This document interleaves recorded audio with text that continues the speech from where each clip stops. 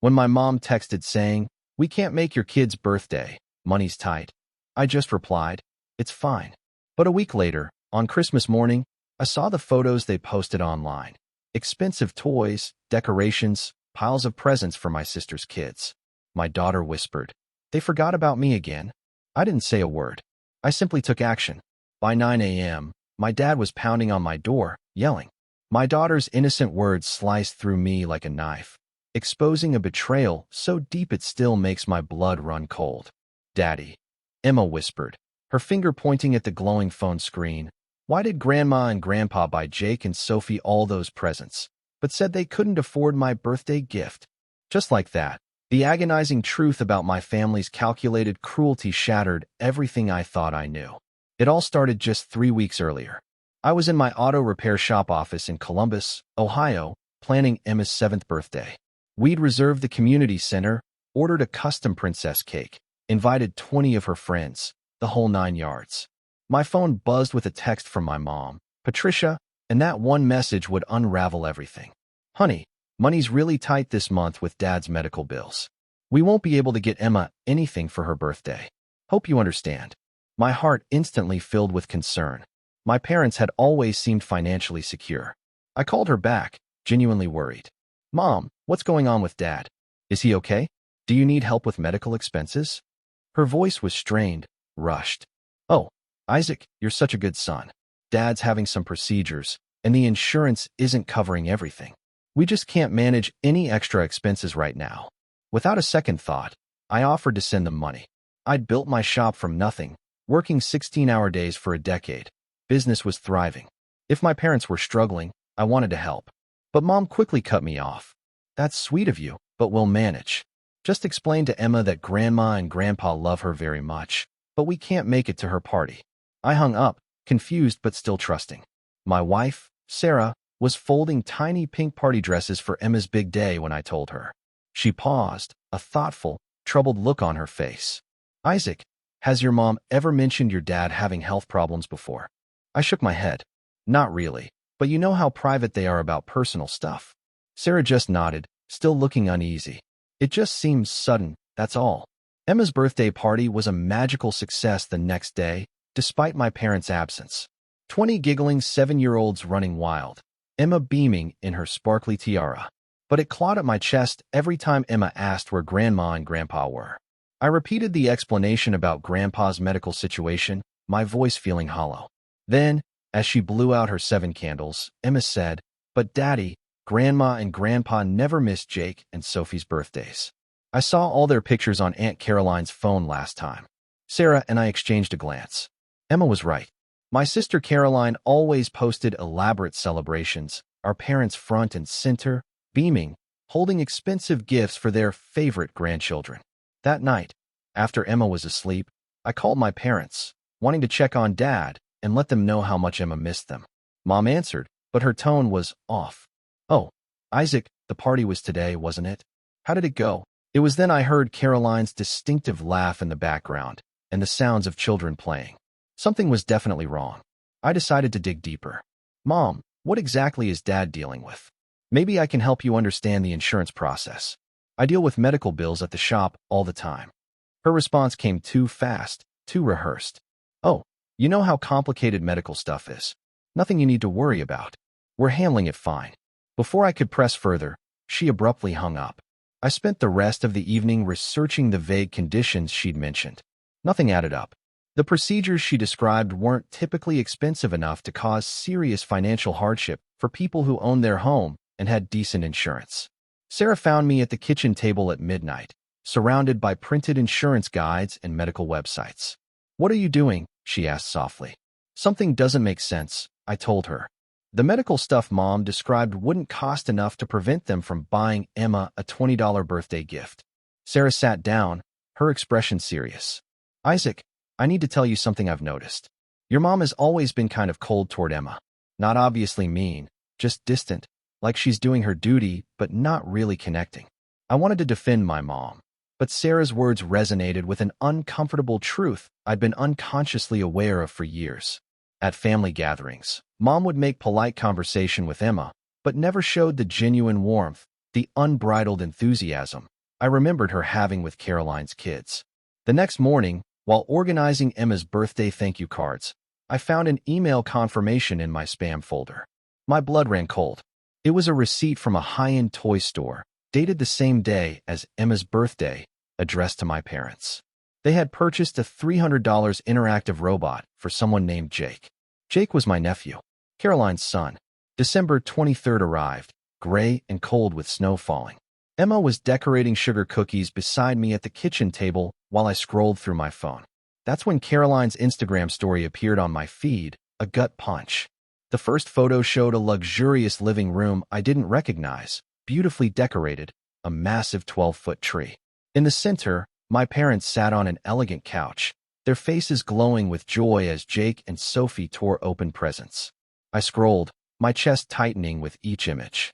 There was my father, supposedly too sick and financially strapped for Emma's birthday, kneeling on expensive hardwood floors, helping Sophie assemble a deluxe dollhouse.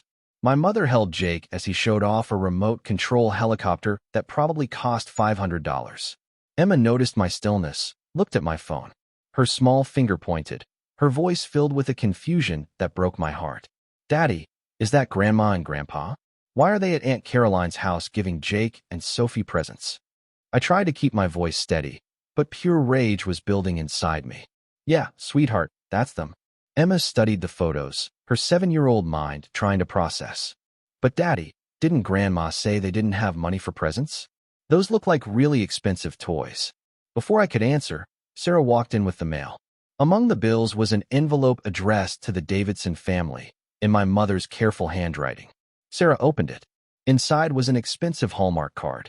Patricia's neat script read, "To our dear Caroline, David, Jake, and Sophie, wishing you the most wonderful Christmas filled with love and joy. Thank you for being such a blessing to our family. Love always, Grandma and Grandpa." There was no card for Emma. Nothing. Sarah's face went white. "Isaac, this is addressed only to Caroline's family. Emma isn't even mentioned." I looked at our daughter, who was now staring at the card with the same confused expression she'd had looking at the Instagram photos. The pieces were clicking into place with horrifying clarity. "Emma, why don't you go play with your new art supplies for a while?" I suggested gently. "Mommy and Daddy need to talk about some grown-up stuff." Once Emma was safely in her playroom, I called Caroline. She answered, bright and cheerful. "Isaac, Merry Christmas. How are you guys doing?" "Caroline," I said, my voice dangerously calm, "I saw your Instagram posts. Mom and Dad are at your house for Christmas." There was a brief pause. "Oh yeah? They drove up yesterday. We're having such a wonderful time with the kids." Yesterday was December 22nd, I said slowly, calculating the timeline. Emma's birthday was November 15th. They told me they couldn't come because Dad was having medical procedures and money was tight. Another pause. Longer this time. "Well, you know how Dad is. He's feeling much better now." "Caroline," I pushed, "how long have Mom and Dad been helping you financially?" The question seemed to catch her off guard. "What do you mean?" "I mean, are they supporting your family? Because the toys I saw in those photos cost more than most people spend on Christmas for their entire extended family." Her voice turned defensive. "Isaac, I don't think that's really your business. Mom and Dad choose how they want to spend their money." "It became my business," I replied, my anger finally surfacing, "when they lied to me about being broke and hurt my daughter's feelings. Emma has been asking me for weeks why Grandma and Grandpa don't love her as much as they love Jake and Sophie." "That's not true," Caroline protested, but her voice lacked conviction. "Then explain to me why they drove 4 hours to your house on Emma's birthday instead of coming to her party 20 minutes from their house." The silence stretched. Finally, Caroline spoke, quieter now. "Isaac, Mom said you guys don't really need help because your business is doing so well. She said you've got everything handled." The admission hit me like a physical blow. "So, they've been talking to her about our financial situation. Sometimes family stuff comes up in conversation," she said evasively. "What kind of family stuff, Caroline?" Another long pause. "Look, Isaac, maybe this isn't the best time. The kids are opening presents." "No," I interrupted. "We're having this conversation right now. What have Mom and Dad been saying about Emma and our family?" Caroline sighed deeply. "They just think that since you're doing well with the business and Sarah comes from a good family, you guys have advantages that David and I don't have. They want to help where help is needed most. The word stung. They revealed the cold calculation behind my parents' choices. They weren't responding to genuine need. They were picking favorites based on their perception of who deserved their investment. Caroline, how much money have they given you? Isaac, please. How much? They helped us with the down payment on this house, she admitted quietly. And they've been covering the kids' private school tuition for the past 2 years. I sat down hard in my kitchen chair. Private school tuition in Caroline's area ran $15,000 per child per year. My parents had been spending $30,000 annually on my sister's children's education while claiming they couldn't afford a birthday gift for Emma. They also set up college funds for Jake and Sophie, Caroline continued, apparently deciding honesty was her only option now. $50,000 each. $100,000. My parents had invested $100,000 in my sister's children's future, while Emma had never received so much as a savings bond. Isaac, are you still there? She asked. I'm here, I managed. Look, I know this probably sounds unfair, but Mom and Dad are just trying to help where they think help is needed most. You've got a successful business, and Emma will be fine. The casual dismissal of my daughter's emotional needs made my anger boil over. Caroline, Emma is 7 years old. She doesn't understand why her grandparents treat her like she doesn't exist. She thinks she's done something wrong. I'm sure that's not how Mom and Dad see it. How do they see it then? I challenged. Because from where I'm sitting, it looks like they've decided Caroline's kids matter and Emma doesn't. Her voice became defensive again. That's not fair, Isaac. You know Mom and Dad love Emma. Do I? I shot back. Because their actions suggest otherwise. The conversation ended shortly after that. I sat in my kitchen, staring at the Christmas card addressed to everyone except my daughter. The reality of my family's deliberate cruelty sank in. Sarah found me there an hour later, still holding the card. What did Caroline say? I told her everything. The house, the private school, the college funds, my parents' cold calculation that Emma's emotional needs were less important than Jake and Sophie's financial advantages. Sarah's face cycled through shock, anger, and finally a protective fury I'd rarely seen from her. Isaac, she said, her voice trembling, this isn't just about money. They're emotionally abusing Emma by treating her like she's worth less than her cousins. She was right. And as I processed the magnitude of my parents' favoritism, I knew I had to make a choice. I could keep enabling their behavior by staying silent, or I could protect my daughter by confronting this ugly truth. The choice was easier than I expected. That night, after Emma went to bed clutching her homemade Christmas stocking, I couldn't sleep. Sarah tossed restlessly beside me, equally troubled. At 2 o'clock in the morning, I got up and went to my home office. I kept years of financial records and family correspondence there. What I found in the next 4 hours made my stomach sick. I started with my bank statements. I traced back 3 years of automatic monthly transfers I'd been making to my parents. $300 every month, supposedly to help with their fixed income expenses. $3,600 per year, over $10,000 total that I'd sent, believing I was helping my aging parents maintain their dignity. But according to Caroline, that money had been flowing directly to her family's private school tuition. Then I pulled up our family text message threads. I searched for patterns I'd been too trusting to notice before. There it was, in black and white. Messages between Patricia and Caroline discussing strategies to keep Emma at a distance while maximizing financial support for Caroline's children. In one particularly devastating exchange from 6 months earlier, Patricia had written, Isaac's business is doing so well. He doesn't need our help. Better to focus our resources where they can make a real difference for Jake and Sophie's futures.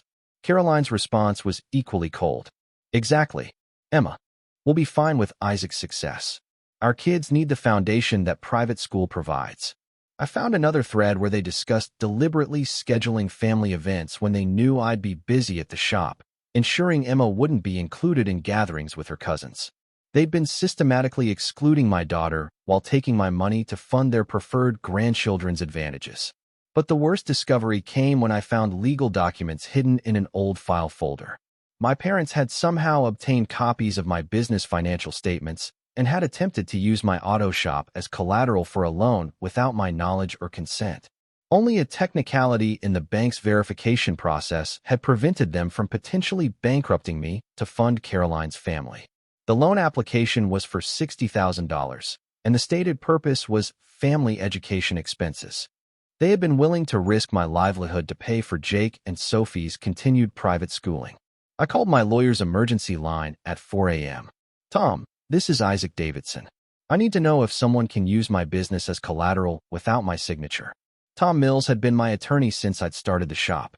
His sleepy voice became alert as I explained what I'd found. Isaac, what you're describing is fraud. If they forged documents or misrepresented their authority to pledge your assets, they've committed multiple felonies. What should I do? I asked, my voice shaking. First, change all your banking information immediately. Second, bring me those documents first thing Monday morning. Third, document everything you've discovered. We may be looking at a criminal case. As dawn broke over Columbus, I sat surrounded by the damning evidence of my family's betrayal. They hadn't just shown favoritism. They'd been actively stealing from me to fund that favoritism, while emotionally damaging Emma in the process. Sarah found me in the office at 7 a.m., her face pale with exhaustion. Isaac, I found something too, she said quietly, holding Emma's small pink diary. I was putting away her laundry, and this fell out of her backpack. She opened to a page dated 2 weeks after Emma's birthday. In careful 7-year-old handwriting, Emma had written, I think I must be a bad granddaughter because Grandma and Grandpa don't visit me like they visit Jake and Sophie. Maybe if I draw them more pictures, they will love me better. The entry was decorated with crayon drawings of stick-figure grandparents holding hands with a little girl labeled Emma. Hearts and flowers surrounded the figures, evidence of my daughter's desperate hope for connection. Sarah turned the page to reveal another entry. Daddy says Grandpa is sick, but I saw him on Aunt Caroline's phone playing soccer with Jake. I think they don't want to see me because I did something wrong. My hands shook as I read my daughter's innocent attempts to understand adult cruelty. She'd been blaming herself for their rejection, internalizing their favoritism as evidence of her own inadequacy. Sarah, we have to protect her from this. I know, she said, but Isaac, there's more. Emma's teacher called yesterday while you were at the shop. Emma told her art teacher that she didn't want to make Father's Day cards last year because her grandparents only love some kids, not all kids. The school counselor has been monitoring her for signs of family stress. The revelation that Emma's pain had become visible to her teachers was the final straw. My family's emotional abuse of my daughter had reached the point where trained professionals were noticing its effects. I spent the rest of Christmas Eve documenting everything. Every financial transfer, every excluded invitation, every cold interaction between Patricia and Emma that I'd rationalized or ignored. I compiled years of evidence showing a systematic pattern of favoritism designed to elevate Caroline's children while diminishing Emma's sense of worth. By Christmas morning, I had a complete dossier of my family's manipulation, financial fraud, emotional abuse, and deliberate cruelty toward a 7-year-old child whose only crime was being born to the wrong parents. I also had a plan. Sarah and I gave Emma a magical Christmas morning despite the chaos surrounding us. We watched her delight in the gifts we'd chosen with love and attention, and I made a solemn promise to myself. This would be the last Christmas my daughter would spend wondering why her grandparents didn't love her enough to include her in their lives. While Emma played with her new art supplies, I crafted a social media post that would change everything. It contained the complete truth about my family's favoritism, with financial evidence and timeline documentation. I included photos of Emma's heartbreaking diary entries alongside pictures of Caroline's lavish Christmas posts. I scheduled the post to publish on Christmas morning at 6 a.m., when families across the country would be checking social media to share their holiday joy. I wanted my extended family, my community, and my parents' friends to see exactly what kind of people Patricia and David really were. The post ended with a simple, damning statement. My daughter deserves better than grandparents who steal from her father to spoil their favorite grandchildren. This ends today. At 5:59 a.m. on Christmas Day, I hit publish. Within minutes, my phone began buzzing. Comments, shares, private messages flooded in faster than I could read them. By 6:30 a.m., while Emma was still opening presents under our tree, the post had been shared over 200 times. Uncle Robert, my father's brother from Indiana, was among the first to comment publicly. Isaac, this explains so much. Patricia treated my kids the same way 15 years ago. I wondered if I was imagining it. Cousin Jennifer, Patricia's niece, shared her own story. I stopped bringing my family to holiday gatherings because of this exact behavior. Patricia would ignore my children while fawning over Caroline's kids. I thought I was being oversensitive. By 7 a.m., I had received 12 private messages from extended family members sharing similar experiences with Patricia's favoritism. A pattern emerged that went back decades, showing systematic exclusion of certain family branches while elevating others based on Patricia's personal preferences and judgments. My phone rang at 7:15. Patricia's number. Isaac Davidson, her voice shaking with rage. You take that post down immediately. How dare you humiliate our family like this on Christmas morning? Mom, I said, my voice steady. Everything in that post is true. I have documentation for every claim I made. You're destroying our reputation over nothing. So what if we spend a little extra on Caroline's kids? They need more help than Emma does. The casual admission that she'd been deliberately showing favoritism was stunning. She wasn't even trying to deny it.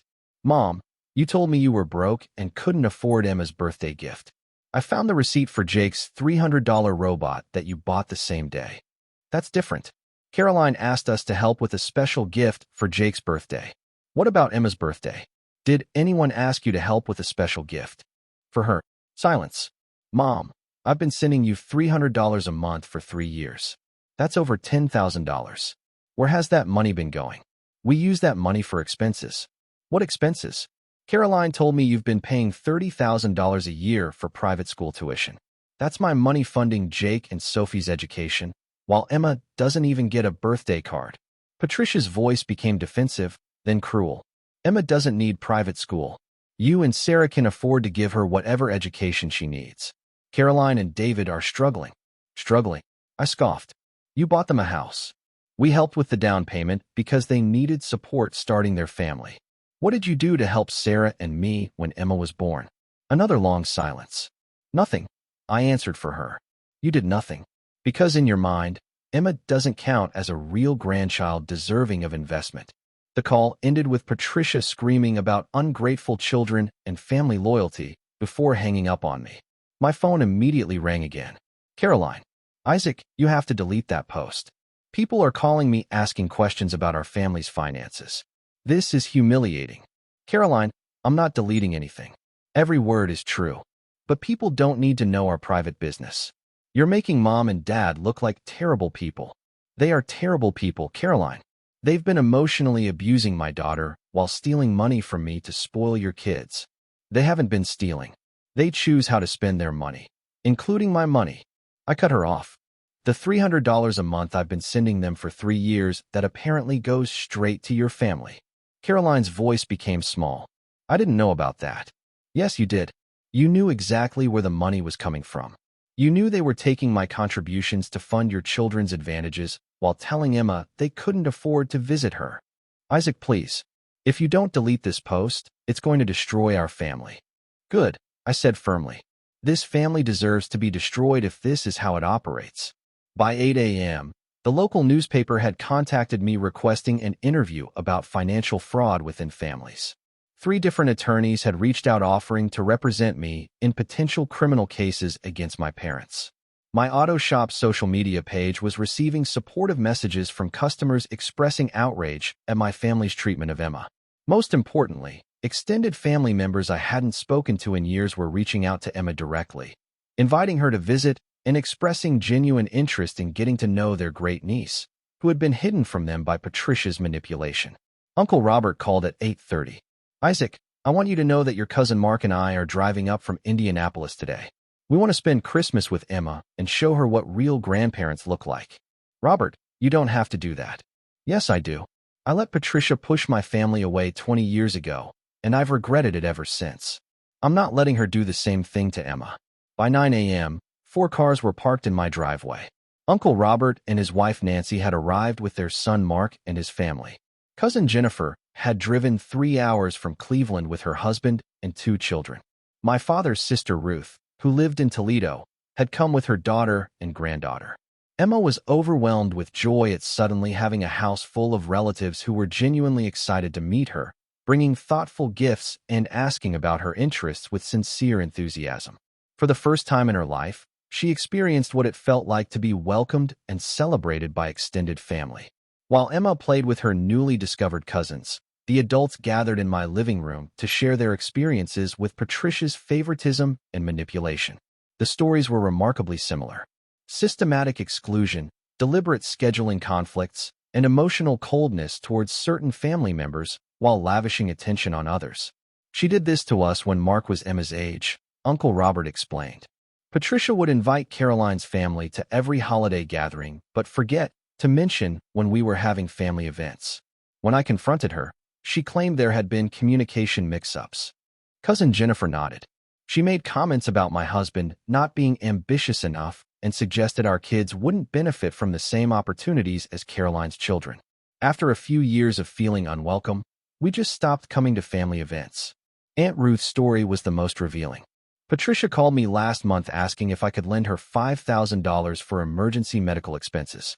When I asked what kind of medical emergency, she was vague and evasive. Now, I know she was probably trying to get money for Caroline's kids.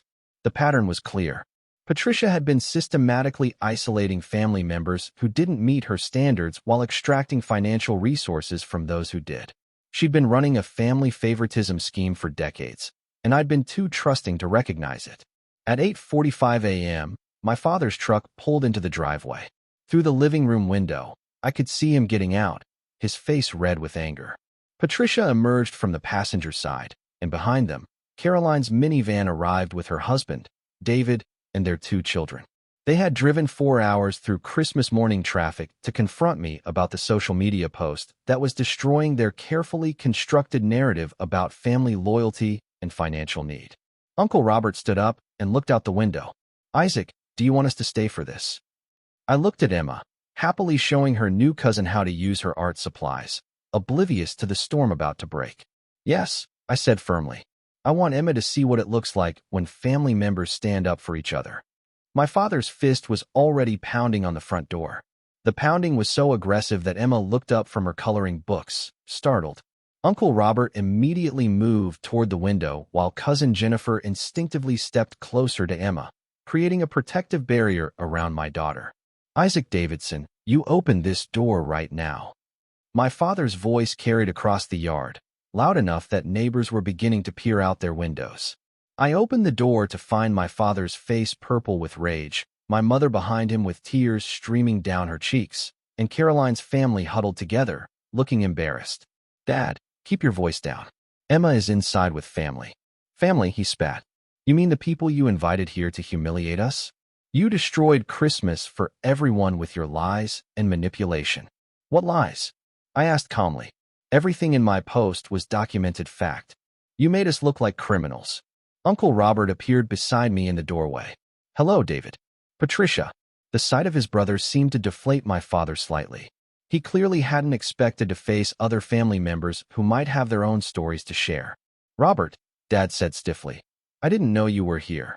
Isaac invited us for Christmas after we saw his post. Funny how we never received invitations to family gatherings when Patricia was organizing them." Patricia's tear-streaked face became defensive. "Robert, you know you were always welcome." "Were we?" "Because I have 3 years of missed birthday invitations and holiday announcements that somehow never made it to our mailbox." Caroline stepped forward, desperate. "Uncle Robert, this is just a misunderstanding. We can work this out as a family without involving the whole community."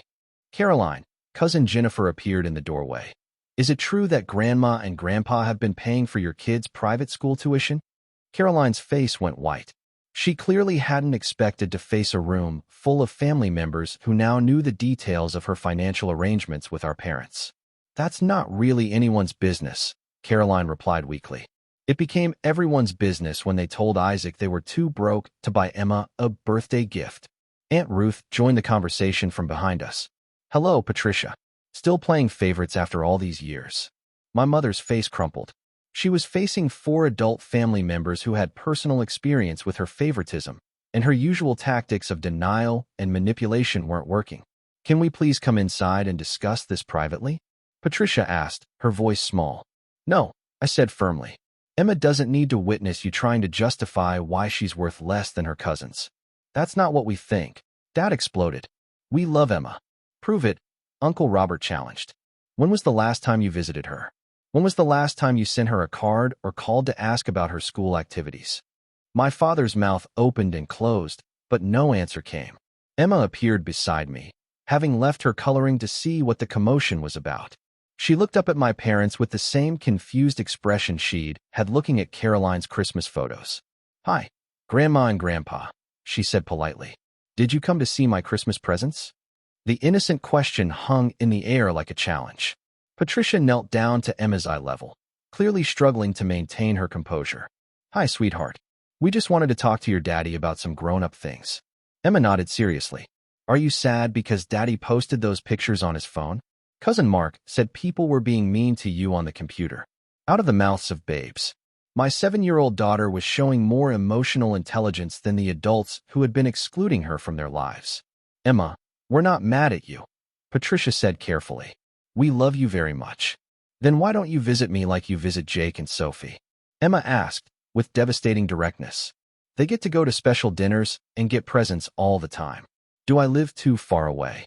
The question hit Patricia like a physical blow.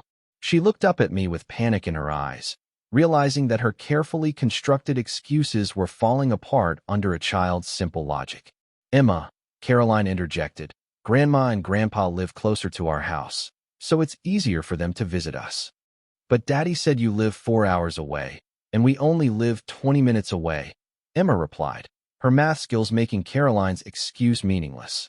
Caroline's face flushed red as she realized she'd been caught in an obvious lie in front of multiple witnesses. My father tried a different approach. "Emma, sometimes grown-ups make decisions that don't seem fair to kids, but there are reasons that are hard to explain." "Like what reasons?" Emma asked, her curiosity genuine. The adults fell silent.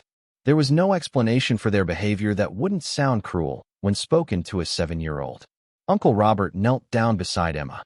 "Sweetheart, sometimes grown-ups make mistakes and hurt people's feelings without meaning to. Your daddy is trying to make sure that doesn't happen anymore." Emma nodded thoughtfully. "Like when I accidentally broke Mom's flower pot and had to say sorry and help plant new flowers." "Exactly like that," Robert smiled.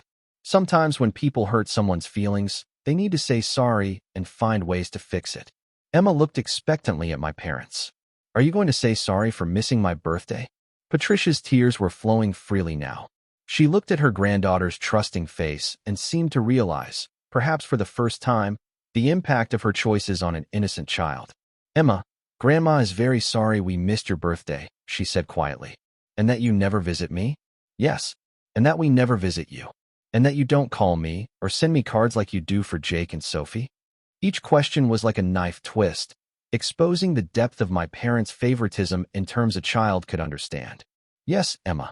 Grandma is sorry for all of those things." Emma considered this for a moment. "Daddy says when we're really sorry, we have to change our behavior, not just say words." "Are you going to change?" The question hit the heart of the entire situation. Words were meaningless without corresponding actions, and my parents had a decades-long pattern of favoring Caroline's children while neglecting Emma. My father looked uncomfortable with the attention focused on him. "Emma, grown-up relationships are complicated. We'll try to do better." "That's not a real answer," Emma said with the brutal honesty that only children possess. "Are you going to visit me and call me and send me cards like you do for my cousins?" The silence stretched uncomfortably as my parents realized they were being held accountable by a 7-year-old who simply wanted equal treatment. Caroline's husband, David, finally spoke up. "Maybe we should all take a step back and figure out how to move forward constructively." "David's right," Caroline agreed quickly, clearly desperate to end the confrontation. "This has gotten out of hand." "Has it?" Aunt Ruth challenged. "Because from where I stand, this conversation is long overdue. Emma deserves to know where she stands with her grandparents." Emma looked around at all the adults staring at her and seemed to realize she was at the center of something important. "I just want Grandma and Grandpa to love me like they love Jake and Sophie. I don't understand why that's hard." The simple statement contained more wisdom than any of the adults had managed to express. A child's need for equal treatment wasn't complicated or unreasonable. It was basic human dignity. My phone buzzed with a notification. The social media post had now been shared over 800 times, and the local news station was requesting an interview about family favoritism and emotional abuse. "Isaac," Patricia said desperately, "please delete that post." We can work this out privately. Mom, we've had 7 years to work this out privately. You chose not to. But this public humiliation isn't solving anything. Actually, it is, Uncle Robert interjected. It's exposing patterns of behavior that have hurt multiple family members for decades.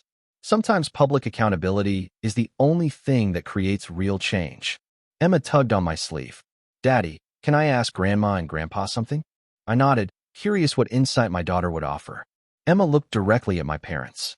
Do you think I'm a bad granddaughter? The question hit like a bombshell. Patricia gasped, and my father's angry expression crumbled. Emma, no. Patricia cried. You're not a bad granddaughter. Then why do you act like you don't want to see me? Emma asked with heartbreaking logic. It was the question that cut through all the adult rationalizations and excuses. My parents were facing the consequences of their choices through the eyes of the child they'd been hurting. And for the first time in years, they had no answer that didn't reveal the ugliness of their favoritism. The silence following Emma's question was deafening. My parents stood frozen, realizing they'd been cornered by a 7-year-old's simple logic. Around us, neighbors had gathered on their porches, drawn by the commotion and the growing number of cars in my driveway. My father tried to regain control. This conversation needs to happen inside, away from the neighborhood. No, I said firmly.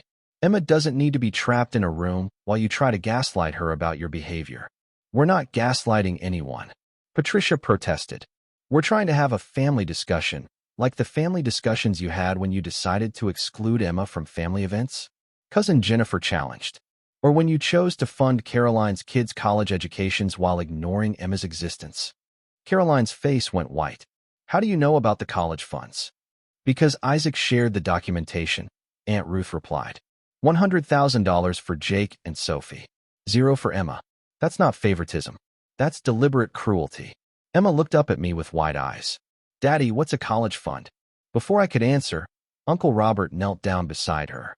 It's money that grandparents sometimes save to help their grandchildren go to school when they grow up. Emma processed this and turned to my parents. Do I have a college fund? Patricia looked like she wanted to disappear. Emma, that's something we can talk about later. That means no, Emma said with devastating accuracy. You saved money for Jake and Sophie's school, but not for mine. The blunt statement hung in the air, forcing everyone to confront the mathematical reality of my parents' favoritism. They had invested $100,000 in Caroline's children's futures while actively refusing to acknowledge Emma's existence in their financial planning. My father's face turned red again. Emma, you don't understand how these things work. Your daddy's business is successful, so you don't need help the way Jake and Sophie do. But daddy sends you money every month to help you. Emma replied, her innocent observation dropping like a bomb. I heard him talking to mommy about it. So, you do have money for college funds. Caroline's mouth fell open. Isaac's been sending you money? $300 a month for 3 years, I confirmed. Money that apparently went straight to your family's expenses while my parents claimed they were too broke to buy Emma birthday gifts. The financial revelation was the final piece that completed the picture of my parents' manipulation. They had been taking money from one son to spoil the other son's children while neglecting their third grandchild entirely. David, Caroline's husband, looked genuinely shocked. Caroline, did you know they were taking money from Isaac? Caroline's inability to answer was answer enough. Emma tugged on Patricia's coat. Grandma, why did you take Daddy's money to buy presents for Jake and Sophie instead of saving some for me? The question, asked with a child's innocent directness, was more devastating than any adult accusation could have been. Patricia knelt down and tried to take Emma's hands, but Emma stepped back toward me. Sweetheart, grown-up money decisions are very complicated. No, they're not, Emma replied with startling clarity. You chose to spend money on Jake and Sophie and not on me. That's not complicated. That's just mean. Uncle Robert's phone buzzed, and he glanced at it before looking up with a grim expression. Isaac, the local news van just pulled up at the end of the street. My social media post had gained enough attention to attract media coverage. Within minutes, a reporter would be knocking on our door, asking questions about family favoritism and financial manipulation. My father's panic was immediate. Isaac, you have to send them away. This is private family business. Nothing about this has been private, Dad. You've been publicly excluding Emma from family events for years. You've been publicly celebrating Caroline's kids while ignoring Emma. The only difference is now people know the truth instead of just seeing the surface. Caroline grabbed my arm. Isaac, please. The reporter is going to ask about our finances, about the private school tuition, about everything. This will ruin our reputation in our community. Your reputation should be ruined, I said coldly. You've been complicit in emotionally abusing a 7-year-old child. Emma looked up at me. Daddy, what's a reporter? Someone who asks questions and tells people stories, I explained gently. Emma considered this. Will they ask me questions? They might, sweetheart. Do you want to talk to them? Emma nodded seriously. I want to tell them that I just wanted Grandma and Grandpa to love me like they love my cousins. The simple statement broke something inside Patricia. She started crying openly, finally seeming to understand the impact of her actions on my daughter. Emma, I do love you, she sobbed. Then why don't you show me? Emma asked with heartbreaking logic. Jake and Sophie get visits and presents and special dinners and college money. What do I get? Patricia had no answer, because the truth was that Emma got nothing. 7 years of systematic neglect couldn't be explained away with words about love when the actions told a completely different story. The news van pulled into my driveway, and a reporter with a camera operator stepped out. My father immediately tried to position himself between the camera and Emma. You people need to leave. This is a private family matter. The reporter, a professional woman in her 30s, approached calmly. Good morning. I'm Jennifer Walsh from Channel 7 News. We received multiple calls about a social media post documenting family financial fraud and child emotional abuse. Is this the Davidson residence? Yes, I answered before my father could speak. I'm Isaac Davidson, and I posted the documentation about my family's treatment of my daughter. Mr. Davidson, would you be willing to speak on camera about your experiences? Before I could answer, Emma stepped forward. Are you the question lady? Jennifer Walsh smiled and knelt down to Emma's level. I am. I ask questions to help people understand what's happening. What's your name? Emma. I'm 7 years old, and my grandparents don't visit me because they like my cousins better. The reporter's expression shifted to one of professional concern. Emma, can you tell me more about that? Emma looked up at me for permission, and I nodded. She turned back to the reporter with the confidence of a child who had nothing to hide. My grandparents go to all of Jake and Sophie's birthdays and give them expensive presents and take them to special dinners and save money for their college. But they told my daddy they were too poor to come to my birthday party. Then we saw pictures of them giving Jake and Sophie lots of presents on the same day as my birthday. The reporter's camera operator was recording Emma's innocent but devastating testimony. My parents watched in horror as their granddaughter publicly exposed their favoritism with the kind of clarity that only children possess. Emma, how does that make you feel? Jennifer asked gently. Sad. Emma replied simply, and confused. I asked my daddy if I was a bad granddaughter, but he said I'm perfect just the way I am. I think my grandparents just don't like me very much. Patricia made a strangled sound and reached toward Emma, but Emma stepped closer to me instead of accepting her grandmother's comfort. The reporter turned to my parents. Mr. and Mrs. Davidson, do you have any response to your granddaughter's statements? My father's face was purple with rage and embarrassment. We're not answering questions from reporters about our family's private business. But sir, Jennifer pressed, financial fraud isn't private business. We have documentation showing that you've been taking money from one son while spending large amounts on another son's children. How do you respond to allegations of favoritism and emotional abuse? There's no abuse.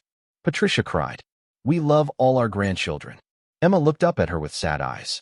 If you love me, why don't you act like it?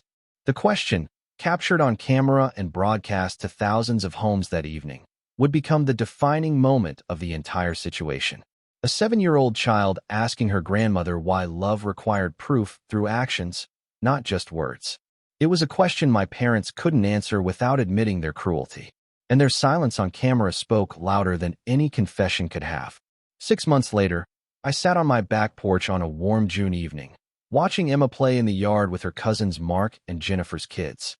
Uncle Robert was teaching them how to plant tomatoes in our garden, while Sarah and Aunt Nancy discussed plans for Emma's 8th birthday party. The transformation in our family had been remarkable and complete. Within a week of the news story airing, my parents had agreed to financial restitution that included establishing a college fund for Emma, equal to what they provided for Caroline's children. They also agreed to repay every dollar I'd sent them over 3 years, with interest. The civil lawsuit I'd filed had been settled out of court when they realized the alternative was potential criminal charges for financial fraud. More importantly, they'd agreed to attend family counseling sessions focused on understanding the impact of favoritism on grandchildren. The therapist, Dr. Martinez, had been blunt about the psychological damage they'd caused Emma through their systematic exclusion. Favoritism isn't just unfair, she'd explained during our joint session. It's a form of emotional abuse that can damage a child's sense of self-worth for decades. Emma spent the first 7 years of her life believing she was fundamentally less valuable than her cousins. Patricia had cried during that session, finally understanding that her choices had been motivated by her own prejudices about social class and financial success, rather than any genuine need to help where help was needed most. The counseling had been painful but necessary. My parents had been forced to confront their bias against Sarah's family background and their resentment about my success without a college degree. They'd been taking out their own insecurities on an innocent child. Caroline's family had faced their own reckoning. When their community learned about the private school tuition arrangement and the financial manipulation involved, Caroline and David had been forced to withdraw Jake and Sophie from private school and find employment that didn't depend on my parents' support. Caroline had eventually apologized to Emma directly, acknowledging her role in encouraging the favoritism that had hurt her niece. But the most significant change had been the emergence of Emma's relationship with extended family members who had been excluded from family events for years. Uncle Robert and Aunt Nancy had become the loving grandparent figures Emma had always deserved, visiting monthly and including her in family traditions that Patricia had never bothered to establish. Cousin Jennifer's children, who were close to Emma's age, had become the cousins Emma could actually spend time with and build relationships with. Family gatherings were now inclusive events where all children were welcomed and celebrated equally. Emma herself had thrived with therapy and the security of knowing she was valued by family members who chose to demonstrate their love through consistent actions. Her school performance improved dramatically when she no longer carried the emotional burden of wondering why her grandparents didn't want her in their lives. "Daddy," Emma called from the garden. "Uncle Robert says I can help him plant the corn next week." I smiled, watching my daughter experience the joy of being genuinely wanted and included by family members who saw her value. My relationship with my parents had slowly begun to rebuild, but it was based on new terms that prioritized Emma's emotional safety. They were allowed supervised visits that gradually increased as they demonstrated consistent, respectful treatment of Emma. The monthly visits were structured around activities Emma enjoyed, and Patricia was learning to engage with her granddaughter as an individual rather than comparing her to Caroline's children. The process wasn't always easy. Patricia struggled to overcome years of ingrained favoritism, and there were setbacks when she would make comments that revealed her continuing bias. But Dr. Martinez had equipped our family with tools to address these moments directly rather than allowing them to fester. My auto shop had actually benefited from the publicity surrounding our family story. Customers appreciated my willingness to stand up for my daughter, and many shared their own experiences with family favoritism and emotional abuse. The community support had been overwhelming and affirming. Most importantly, Emma had learned that she deserved to be treated with dignity and respect by everyone in her life, including family members. She developed strong boundaries and the confidence to advocate for herself when those boundaries were crossed. "Isaac," Sarah joined me on the porch. "Emma's teacher called today. She wanted to know if Emma could share her story at a conference about children's emotional resilience. Apparently, other kids in her class have been inspired by how she stood up for herself." I looked at my daughter, now 8 years old, radiating a confidence that had been missing during those early years when she'd internalized my parents' rejection. "What do you think?" I asked Sarah. "I think Emma has something important to teach other kids about knowing their worth," she replied. That evening, after extended family had gone home and Emma was safely asleep, I reflected on the journey we'd traveled together. Standing up to my parents' favoritism had been terrifying because it meant risking relationships that I'd valued, even though they were built on dysfunction. But protecting Emma's emotional well-being had required courage I didn't know I possessed. The alternative was watching my daughter grow up believing she was fundamentally less valuable than her cousins internalizing my parents' cruelty as evidence of her own inadequacy. The most profound lesson had been understanding that love requires action, not just words. My parents had claimed to love Emma while systematically excluding her from their lives and financial planning. Their words were meaningless without corresponding behaviors that demonstrated care and investment in her well-being. True family relationships are built on mutual respect, consistent care, and equal treatment. Blood relationships that involve favoritism, manipulation, or emotional abuse aren't worth preserving if they damage innocent children in the process. Emma deserved grandparents who celebrated her existence, invested in her future, and made her feel valued as an individual. When my parents proved incapable of providing that love, extended family members stepped forward to fill that role with genuine warmth and commitment. Standing up to family dysfunction is never easy, but protecting children from emotional abuse is always worth the temporary discomfort of challenging adults who should know better. Emma's confidence and joy now are proof that children thrive when they're surrounded by adults who demonstrate their value through consistent, loving actions. The most satisfying aspect of our family's transformation has been watching Emma develop into a confident child who knows she deserves equal treatment and isn't afraid to advocate for herself. She'll never again wonder whether she's a bad granddaughter, because she understands that love isn't conditional on being the favorite. Sometimes protecting the people we love most requires us to confront the people who claim to love them, but demonstrate otherwise through their actions. Emma's story shows that children are resilient when they're supported by adults who prioritize their emotional safety over maintaining dysfunctional family dynamics. As I've shared our story with other families facing similar challenges, I've learned that favoritism among grandchildren is more common than people realize. Many parents struggle with how to address grandparents who show obvious preferences, often staying silent to preserve family harmony while their children internalize feelings of inadequacy. Our experience proves that confronting favoritism directly, even when it causes temporary family conflict, ultimately creates healthier relationships built on mutual respect rather than silent resentment. Emma now has authentic connections with family members who chose to demonstrate their love through consistent actions rather than empty words. Have you ever had to stand up to family members who treated your children unfairly? How did you balance maintaining family relationships with protecting your child's emotional well-being? I'd love to hear your experiences in the comments below. Thank you for listening to Emma's story and supporting families who choose to prioritize their children's dignity over dysfunctional family traditions. Please like this video if it resonated with your own experiences, subscribe for more stories about family resilience, and share this with anyone who might need encouragement to advocate for their children's emotional safety. Remember that every child deserves to feel valued and loved by the adults in their lives. And sometimes fighting for that love means refusing to accept anything less than genuine care and respect.